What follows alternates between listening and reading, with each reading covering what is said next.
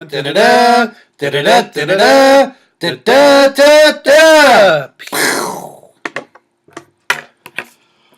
Well, welcome to week 14 of the TK Breakdown.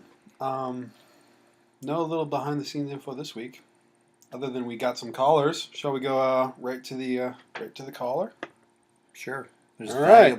valuable information from the caller. Valuable information, yes.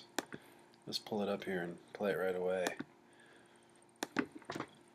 In response to Bob Silver's 3-week winning streak, I have the perfect explanation. Obviously, Tim Crone Jr. shipped him his crystal ball, and so now he's able to see into the future and know who's going to win every fucking week. There's no other explanation for it. Go Seahawks. I thought that was a good call. Do you agree? Thank you for calling.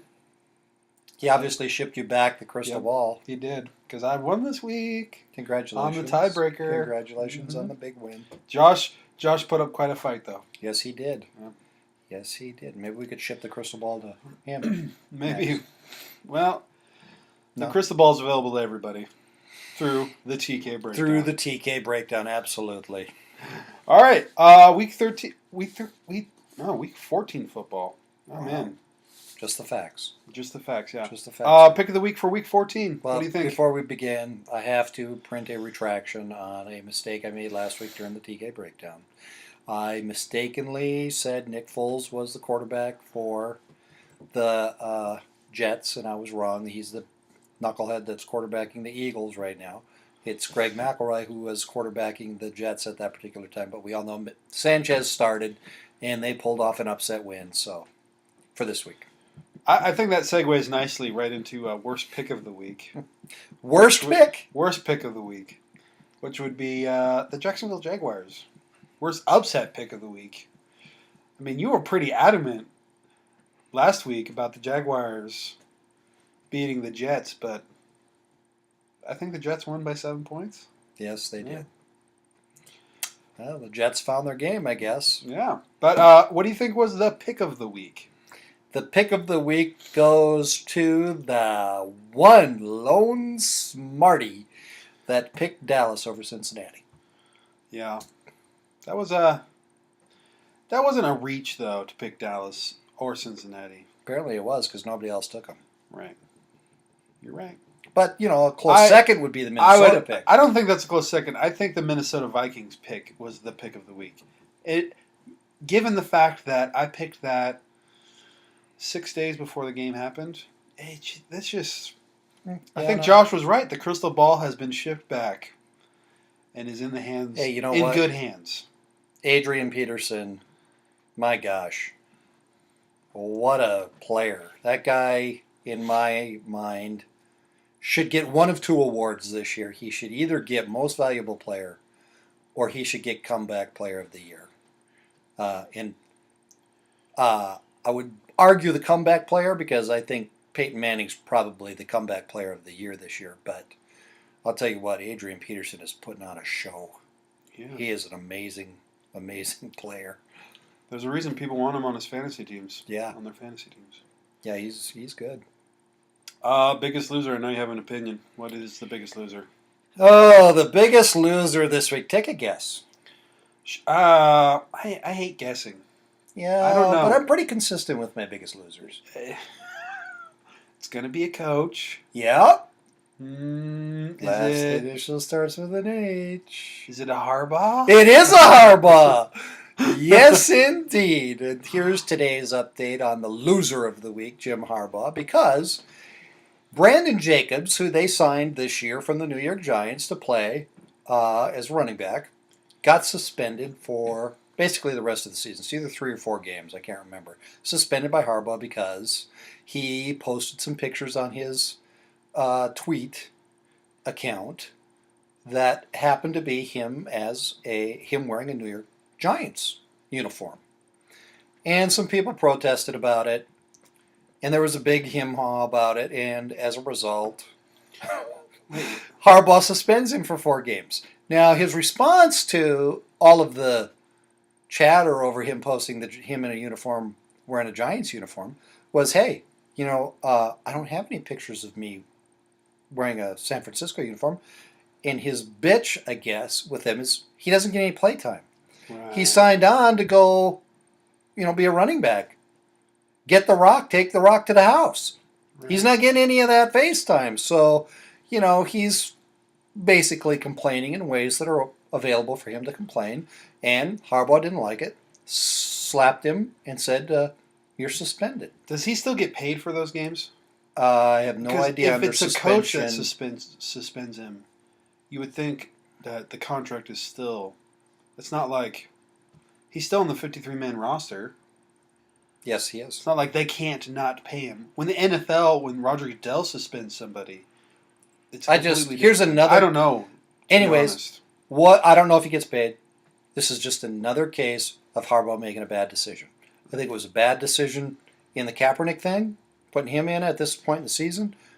I think it was another bad decision to suspend Brandon Jacobs for something stupid. Right. So, anyways, Well, he gets my biggest loser. Harbaugh Again. plays who he thinks is going to win. Mm-hmm. So far, it's Kaepernick, he played Kaepernick. But you know what? gonna Gosh, make do him they win play games. anybody this week? Oh, they play the Ravens this week, don't they? The San Francisco. Oh no, they play the they play Patriots the this week. Patriots, yeah. Oh, we'll see just how good Kaepernick is this week. Why do you think the New England Patriots have a great defense? I think the Patriots are improving on defense and they're really capitalizing on turnovers. They might not statistically be in the top 10 for defense, but they are definitely, I believe, in the top 10, if not one of the best in the turnover ratio. They're getting the ball, which, is creating more opportunities for that offense to get back on the field. And I'll tell you what, Tom Brady's on the top of his game. The Patriots are 3-point favorites for that game, so They had a statistic It's a on good game. last night's game that they run a play every 25.2 seconds. The Patriots do. That is the fastest pace in the NFL right now. That's pretty impressive. That is, it's amazing. They are really they did their homework on Houston, man. They schooled them bad. Yeah, and I took Houston. What was I thinking? Hey, Houston's only It was the lost beer. one It was other the beer team talking before that. because I have to drink my beer in order to have something that I can put up, label out for Mason Crosby. Yeah. It's a. Hey, he missed another one this week, didn't he? I know, and I had my label out and everything, Yeah. and he still missed. Hey, Green Bay still won though. That's good for them. That brings us on to Week 15 football. What's your upset special? Oh lordy, my upset special is going to be the Buccaneers to beat the Saints. Wow. You think the Buccaneers are going to beat New Orleans at home? I think they should have won this week. They didn't, but I think that they are. Well, New Orleans playing for nothing. They're out of it. They're playing for pride, Dad. Yeah, they're playing for pride, and the Buccaneers are playing for a wild card spot. Nobody so- wants to lose. Yeah, but I just think the Buccaneers. Well, have I more take on that the line. back. I think Arizona wanted to lose this week. But who did Seattle play? Seattle put a thumping on somebody. Seattle played Arizona. Oh, that's okay. Yeah, that makes sense. Then. Wow. Yeah, that was ridiculous. My upset. You took my upset. I thought you were going to go with Carolina beating the Chargers. No, that would have been my second pick. I'm going to have to go with Carolina beating the Chargers. The Chargers are so wishy-washy. On the weeks that that they're the favorites, they lose all the time. And then the weeks that they're not the favorites, they go and win. They go and win. They're this week I'm going to have to go against them. I'm going to go with Carolina. And I Carolina think played that's pretty damn good last Carolina week. played really well. They beat Atlanta, so hey, that's pretty good. I think they're indication of what flying they're gonna do. high. And Yes. San Diego doesn't fly anywhere, so. We finally, speaking of San Diego, are hearing some noise about Norv getting fired. Really? Finally, they're broadcasting some indication that, oh, hello, San Diego hasn't won for a really long time. Maybe Norv's job should be in jeopardy. Well, I think the announcers are finally getting a clue. So, yeah, they are finally starting to talk about Norv being replaced. Now, they haven't mentioned Mike Holmgren yet, but you heard that here first. Mike will have the reins of the San Diego Chargers. We'll see. That's it for me. You got anything else? Do I have anything else? No, I don't think so. I don't believe I do. Alrighty. Did I congratulate you on the win? No, you didn't, but that's okay. Oh, congratulations. Thank you. Congratulations on the big victory. Oh, and congratulations to Bob Silver for filling his deer tag. I heard that clear out here in Washington. Because, Wow. well, there's been a long dry spell. Oh. Yeah, his Winnie hasn't barked in quite a while.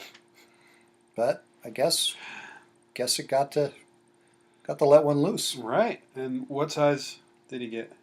I don't know. I guess they A had little spike? No, it was a doe. Oh, it was a doe. Nothing with horns. And they might have to replace some glass in the slider. I don't. It's something I heard. Well, that's it for me. That's all I got. I'm TK1. I'm TK2. Out. Out.